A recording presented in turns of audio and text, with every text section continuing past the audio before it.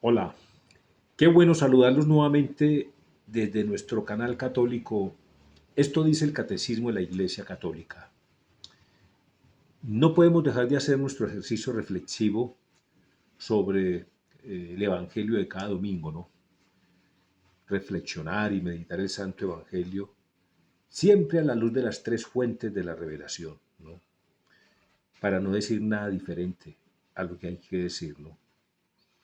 No es prudente en ningún momento decir, a mí me parece, yo creo, yo pienso.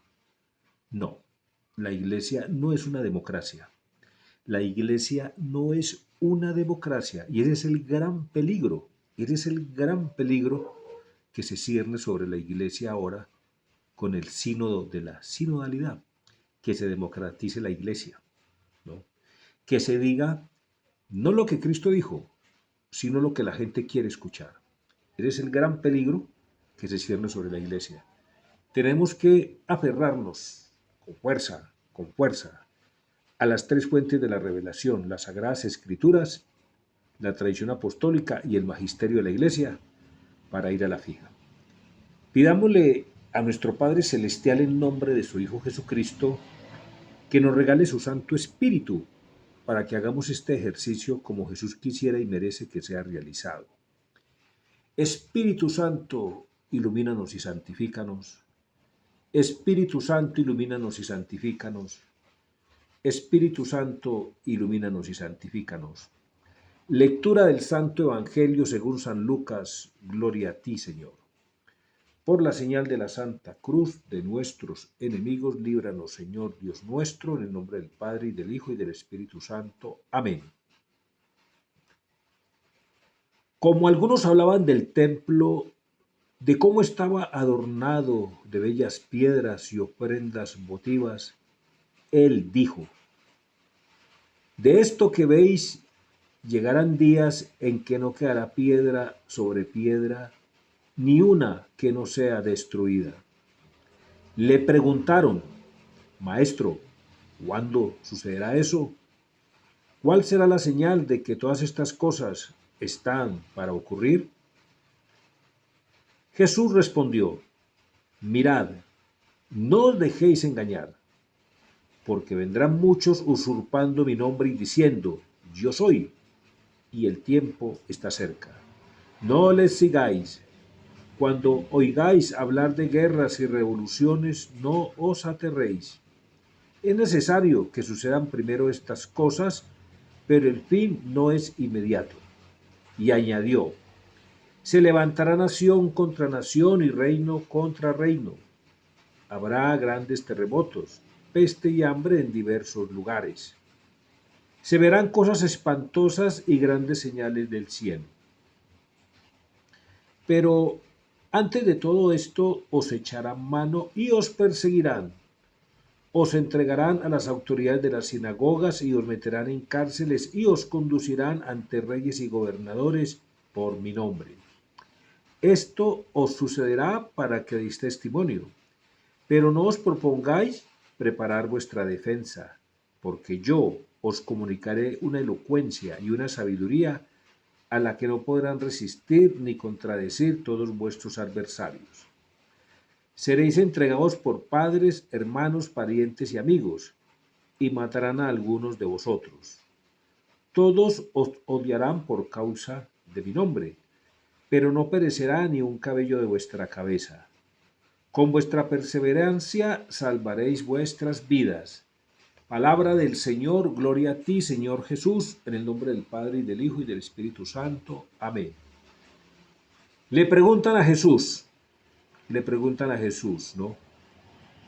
Maestro, ¿cuándo sucederá eso, no?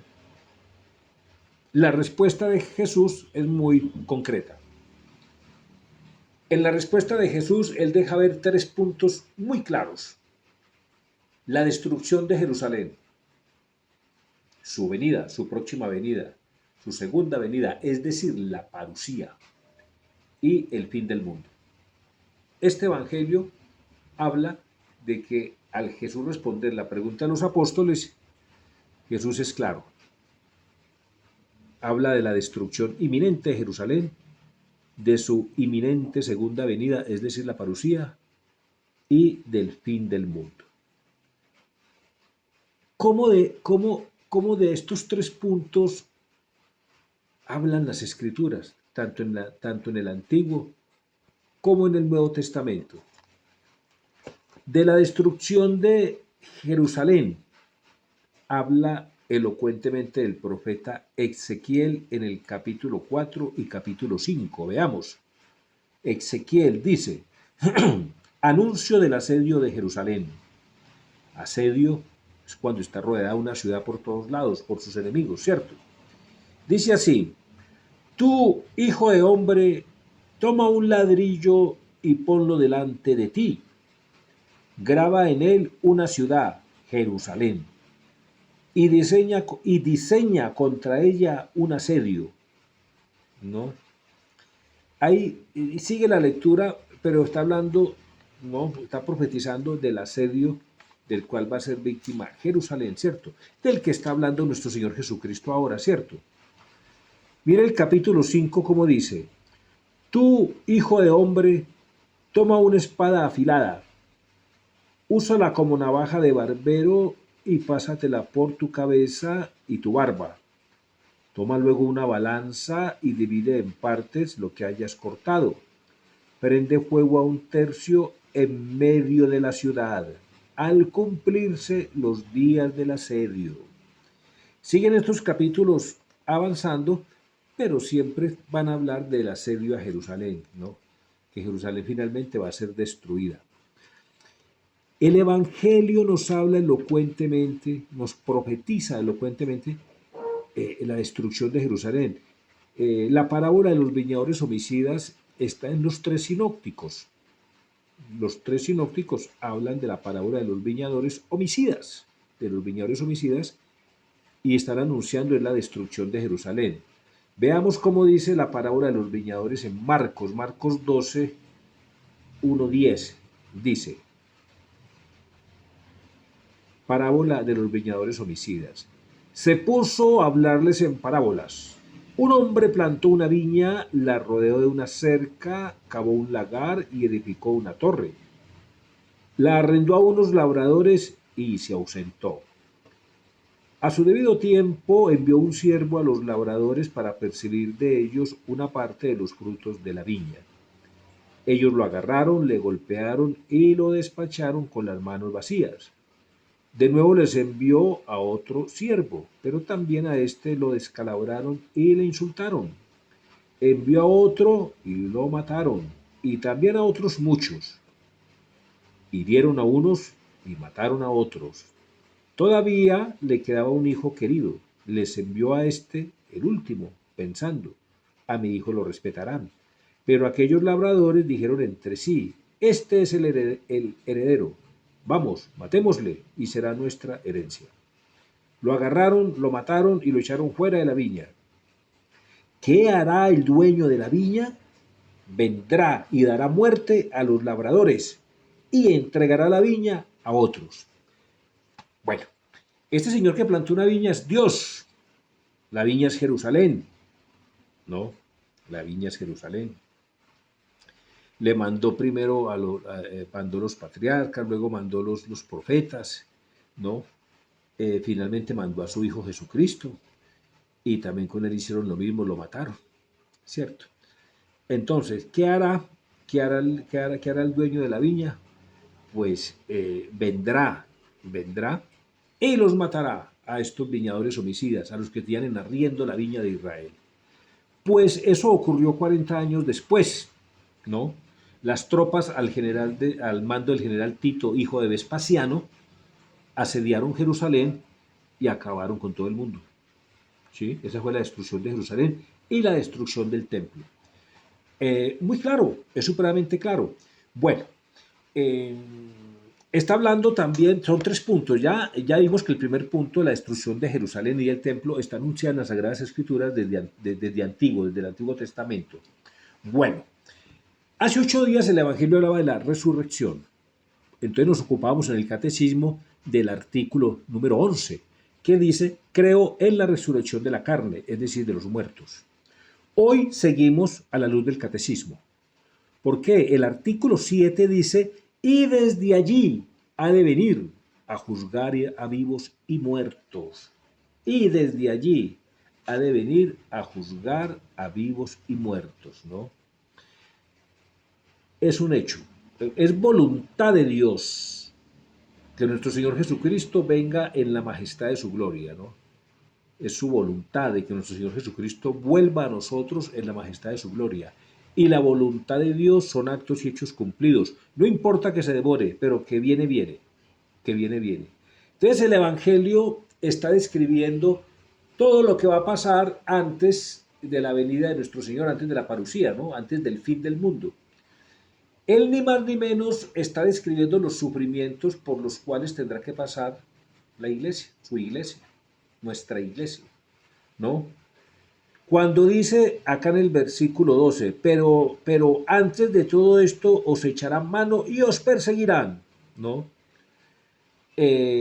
Os entregarán a las autoridades de las sinagogas y os meterán en cárceles y os conducirán ante reyes y gobernadores por mi nombre, ¿no? Y sigue pues describiendo lo que le va a pasar a la iglesia antes de su venida. Pues miren cómo el numeral 675, a ver, vamos primero aquí, vamos aquí al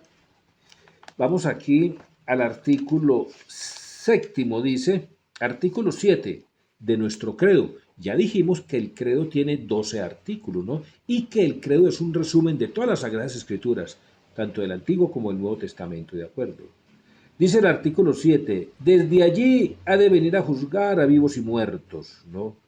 Bueno, el, el numeral 675 dice acá, la última prueba de la iglesia. La última prueba de la iglesia la está describiendo este santo evangelio aquí, ¿no? Lo que le va a pasar a la iglesia antes de la venida de nuestro Señor, ¿no? Seréis entregados por padres, hermanos, parientes y amigos, y matarán a algunos de vosotros, ¿no? Todos odiarán, todos os odiarán por causa de mi nombre, ¿ok? Pero no perecerá ni un cabello de vuestra cabeza. Con vuestra perseverancia salvaréis vuestras vidas. Dice el numeral 675 en este artículo, desde allí ha de venir a juzgar a vivos y muertos. Dice el numeral 675, la última prueba de la iglesia, antes del advenimiento de Cristo, o sea, antes de la parusía, de lo que estamos hablando en este santo evangelio.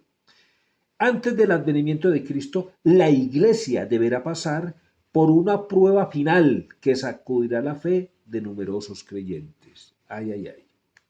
Repito, antes del advenimiento de Cristo, la iglesia deberá pasar por una prueba final que sacudirá la fe de numerosos creyentes. Vuelvo y repito, la está describiendo el Evangelio. Dice, la persecución que acompaña a su peregrinación sobre la tierra. Es que acá dice, os echarán mano y os perseguirán. Y aquí está hablando de la persecución, ¿cierto? La persecución que acompaña a su peregrinación sobre la tierra develará el misterio de iniquidad bajo la forma de una impostura religiosa que proporcionará a los hombres una solución aparente a sus problemas mediante el precio de la apostasía de la verdad. El numeral 675 del Catecismo de la Iglesia Católica está diciendo claramente, claramente, que antes de la venida de Cristo, ¿no? Que el día y la hora solo la conoce el Padre. El día y la hora de la parusía, es decir, de la segunda venida de nuestro Señor, solo la conoce el Padre. No nos dejemos engañar, ¿no? Va a haber una impostura religiosa. ¿Qué es una impostura religiosa? Que no vamos a tener libertad para elegir una religión, ¿no? Es la que nos impongan. Una impostura religiosa, ¿no? Que proporcionará a los hombres una solución aparente a sus problemas mediante el precio de la apostasía de la verdad. O sea, a cambio de nuestra fe, a cambio de no creer en Jesucristo, en lo que Él ha dicho, ¿no? A cambio de no creer, a cambio de no creer en las Sagradas Escrituras, ¿no? A cambio de no creer en la tradición apostólica, a cambio de no creer en el magisterio de la iglesia, va a haber una aparente solución a todos nuestros problemas. Eso ya se está viendo. Eso ya se está viendo. Mire, la sexualidad es un problema. ¿Por qué? Porque el hombre quiere concebir la sexualidad de una forma diferente como Dios la ha concebido. Dios ha concebido una sexualidad perfecta, creando hombres y mujeres. Dios solo creó hombres y mujeres, no creó más, con un ánimo complementario, o sea, que existiera una complementariedad real. El complemento perfecto según Dios para el hombre es la mujer. Y el complemento perfecto para la mujer según Dios es el hombre. ¿Ok? Entonces, eso se ha convertido en un problema porque los humanos no queremos aceptar esto. Entonces, ¿qué queremos escuchar? ¿Qué queremos escuchar? No, que la iglesia se equivocó, que las escrituras se equivocaron, que Dios se equivocó, ¿no? Y que eso no es así. Que la revelación de Dios, que lo que quiere Dios es lo que diga la gente y no lo que está escrito. Entonces viene, por ejemplo, en la iglesia de Alemania, y que ya está haciendo metástasis por muchas partes del mundo, se está diciendo que no, que de ninguna manera, que eso no es así, que la iglesia tiene que bendecir y admitir el matrimonio entre dos hombres o el matrimonio entre dos mujeres. Pero esto es lo más satánico y diabólico. ¿Por qué? Porque esto es satánico y diabólico. Porque es que el matrimonio, como lo instituyó Cristo entre un hombre y una mujer, pues es el sacramento de Cristo con su iglesia, donde Cristo es el esposo y la iglesia es la esposa. Entonces, un matrimonio entre dos hombres es como un matrimonio entre dos Cristos, donde pues, ¿cuál de los dos es el verdadero y cuál otro es el falso? Porque Cristo solo es uno. Un matrimonio entre dos mujeres es un matrimonio entre dos iglesias. ¿Cuál es la verdadera iglesia y cuál es la falsa? Porque es que, repito, repito, repito, el matrimonio como está concebido en la Iglesia Católica es para que sea sacramento de ese matrimonio entre Cristo, que es el esposo, y su esposa, que es la Iglesia, ¿no?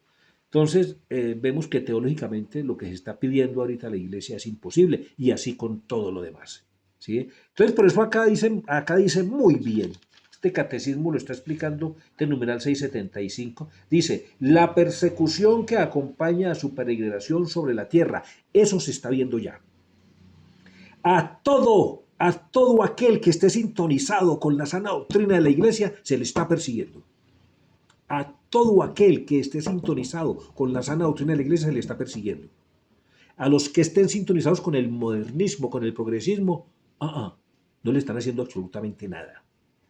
Nada. Un obispo se manifiesta a favor de la sana doctrina, tiene problemas, tiene dificultades. Un obispo se manifiesta a favor del modernismo, del progresismo, ¿no? Y no tiene ningún problema, no tiene ningún problema. Eso se está viendo. Repitamos, antes del advenimiento de Cristo, la iglesia deberá pasar por una prueba final que sacudirá la fe de numerosos creyentes. La persecución que acompaña a su peregrinación sobre la tierra develará el misterio de iniquidad bajo la forma de una impostura religiosa que proporcionará a los hombres una solución aparente a sus problemas mediante el precio de la apostasía de la verdad. Yo le soluciono ese problema de su sexualidad, pero tiene que dejar de creer. Así de sencillo.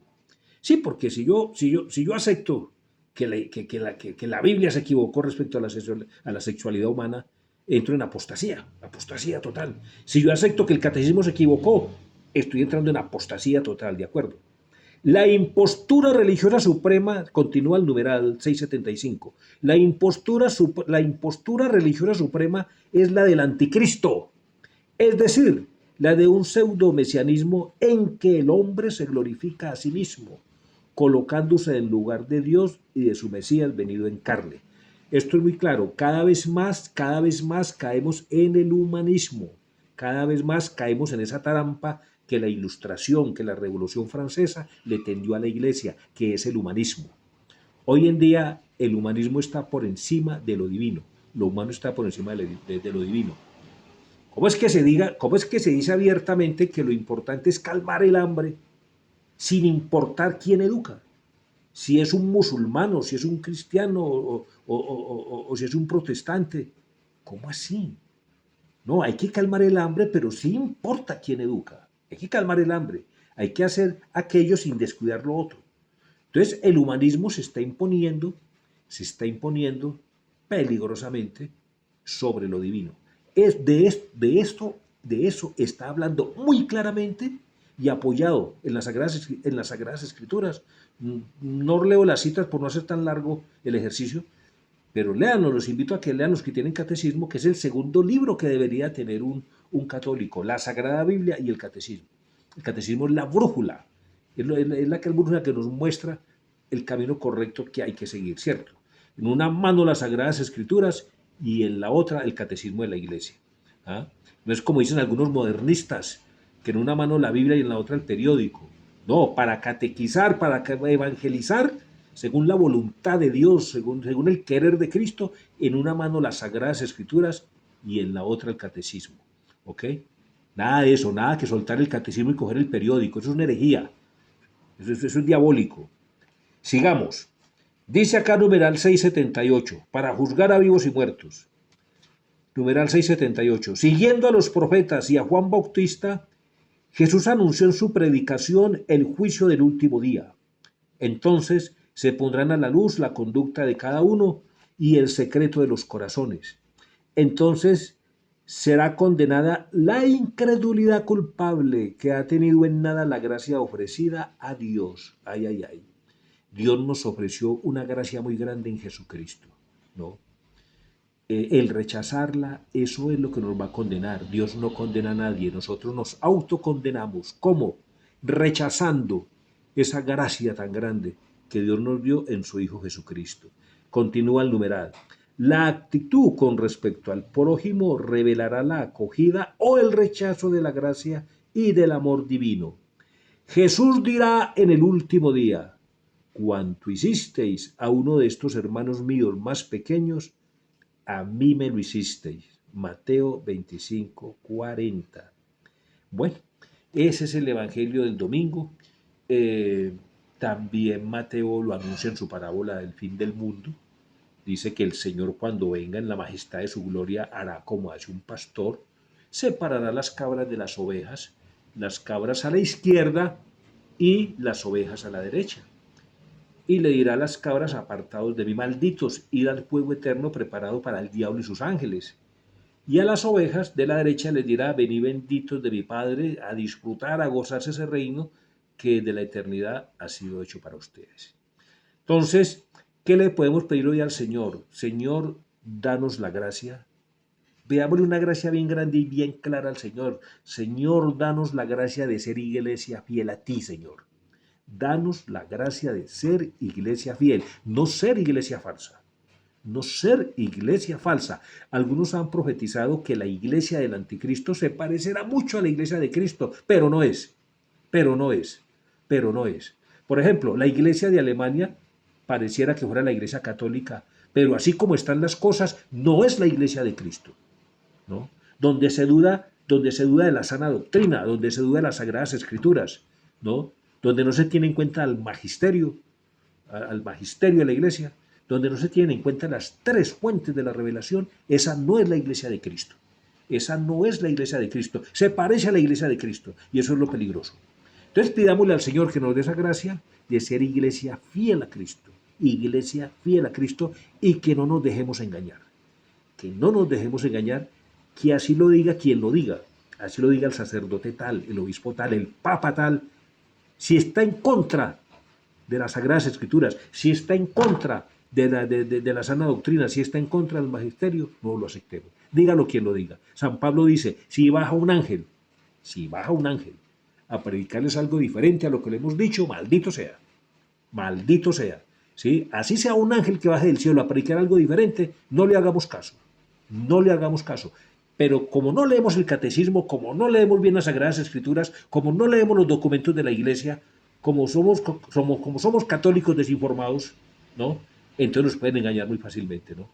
Pidámosle al Señor que nos mantenga en este barco que se llama Iglesia Católica, ¿no? Que no nos deja bajar de este barco ¿sí? Y que por nada del mundo nos dejemos engañar.